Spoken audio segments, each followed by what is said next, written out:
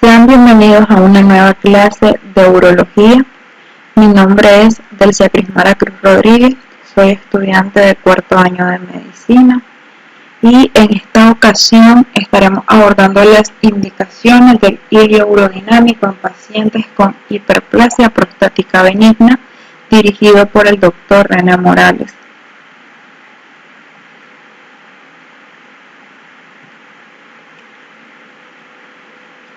A manera de introducción, estaremos analizando qué es un estudio urodinámico. Este es una prueba diagnóstica para estudiar el funcionamiento del tracto urinario inferior, teniendo como objetivo analizar si existe alguna alteración funcional en la vejiga o en la uretra. El fin de este estudio es provocar y reproducir los síntomas del paciente y obtener registros gráficos de lo que se observe. Además, este estudio puede medir una serie de variables como una topografía exacta de una obstrucción urinaria y el porcentaje de flujo de orina que queda retenido. Permite evaluar la cantidad de flujo que vuelve de la vejiga a los riñones y a qué presión sucede esto. Permite descubrir qué tipo de afección sufre el paciente para tomar las decisiones médicas respecto al tratamiento. ¿En qué consiste el estudio urodinámico? Esto consiste en la colocación de dos sondas finas, una en el recto a través del ano y la otra en la vejiga a través de la uretra. Dichas sondas van a medir la presión en el interior de ambos órganos y estudian cómo se comportan durante el llenado y el vaciado vesical. También se colocarán unos electrodos en forma de parches que registrarán la actividad de los músculos del suelo pélvico. Este estudio urodinámico dura aproximadamente 30 o 45 minutos, en los cuales se provoca artificialmente el llenado de la vejiga a través de la sonda antes mencionada, intentando reproducir el llenado normal para que de esta manera se pueda observar el comportamiento y los síntomas que el paciente tendría con ganas de orinar. Las fases de este estudio son dos. La primera es la fase de llenado o citometría de llenado y la segunda es la fase de vaciado. En la citometría se registran las diferentes presiones que se producen al ir introduciendo líquido en la vejiga a través de la sonda. Otra sonda introducida en el recto mide la presión intraabdominal. El gráfico que se obtiene muestra líneas de diferentes colores que reflejan las presiones vesical, rectal y la debida al músculo detrusor de la vejiga, la cantidad infundida y si se producen escapes de orina durante el llenado. La fase del vaciado, como su nombre lo indica, el paciente vacía la vejiga, pero se siguen registrando datos, las mismas presiones, la contractilidad del detrusor, el flujo urinario y el residuo postmiccional, que luego el médico analizará. Es importante decir que esta fase de vaciado tiene un inicio voluntario.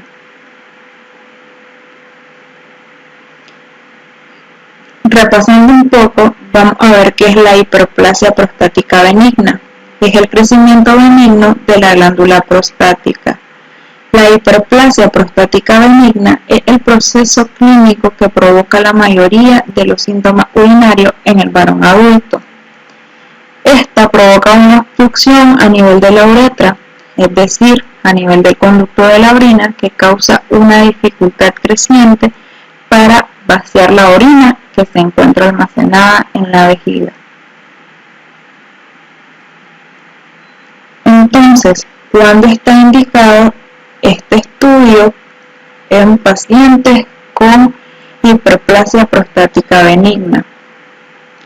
Primero, ante la ausencia de obstáculos evidentes en la clínica, en la radiología o en las endoscopías, es decir, en un sujeto que orina mal.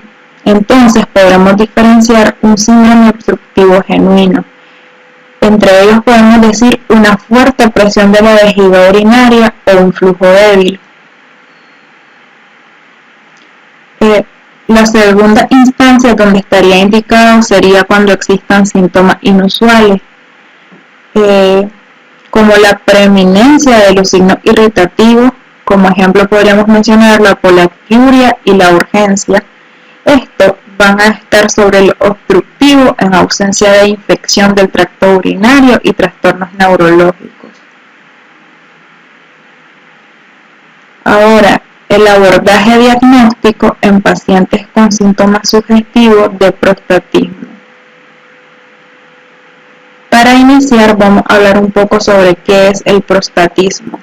Este es un síndrome urinario caracterizado por una dificultad de evacuación de la vejiga que llega a la retención incompleta y más tarde a una distensión vesical que evoluciona clínicamente en 3 periodos.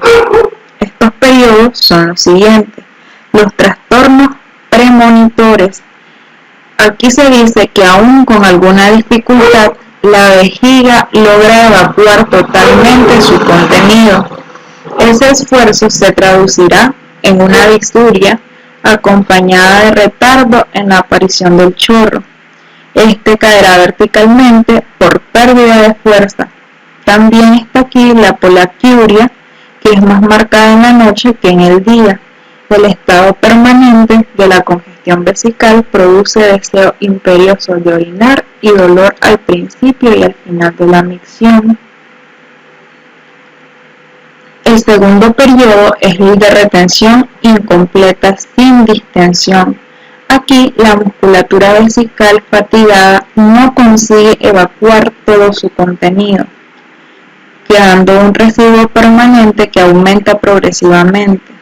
Como consecuencia, veremos que está la aparición de la poliaquiuria diurna y nocturna, acompañada de poliuria y un aumento de la frecuencia. El tercer periodo es el de distensión. Aquí la retención permanente es desde 500 a 2000 gramos. La vejiga es siempre palpable sobre el pubis y la distensión avanza sobre los uréteres y pelvis renal.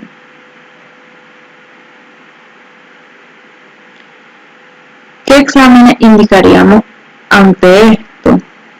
Todo paciente con síntomas de prostatismo deben someterse a un iliado mínimo para confirmar el diagnóstico y descartar las complicaciones.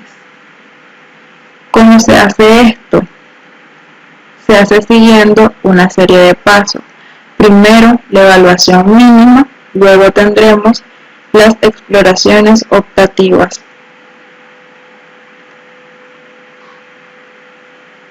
En la evaluación mínima incluiremos los siguientes exámenes: una evaluación de síntomas mediante la puntuación sistemática prostática de la OMS y las preguntas que haremos al paciente sobre su calidad de vida, una historia clínica adecuada, un examen físico centrado en el tracto urinario que incluye examen rectal digital y un examen neurológico.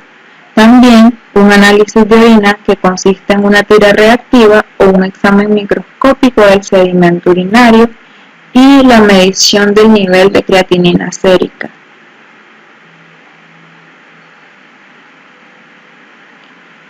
En la segunda fase tendremos las exploraciones optativas.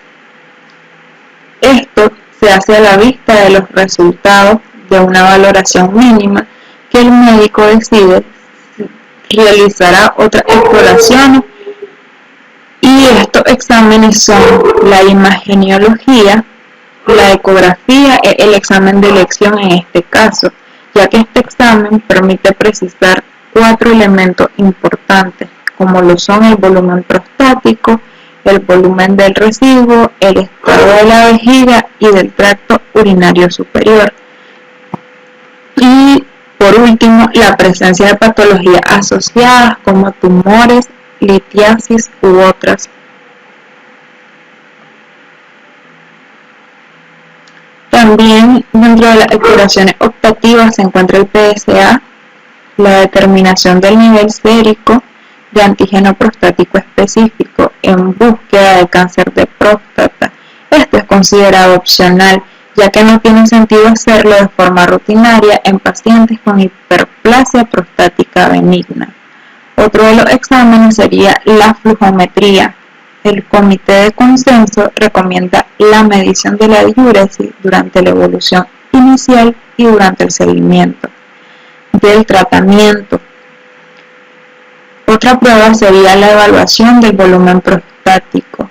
Esto se mide por ultrasonido y puede simbolizarse con la letra B y se mide en mililitros. Tenemos el residuo postmiccional y esto también debe realizarse por ultrasonido. Por último, tendremos exámenes urodinámicos especializados que estudian las presiones del flujo. Entre ellos podemos mencionar el perfil con urea y el electromiograma.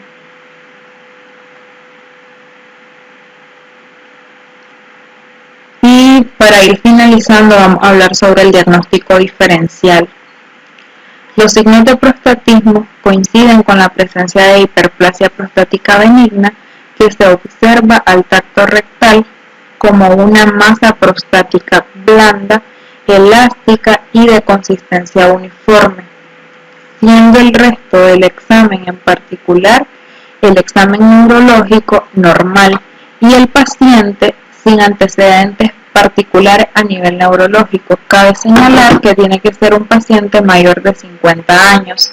Este grupo representa el 80% de todos los pacientes mayores de 50 años que se presentan por prostatismo. En la práctica, ante tal cuadro, podemos considerar que la hipertrofia prostática benigna es la causa de los trastornos clínicos y se puede discutir la terapéutica adecuada. Y por otro lado, los signos de prostatismo no coinciden con la presencia de hipertrofia prostática en el tracto rectal. Aquí ubicaremos al 20% de los pacientes mayores de 50 años.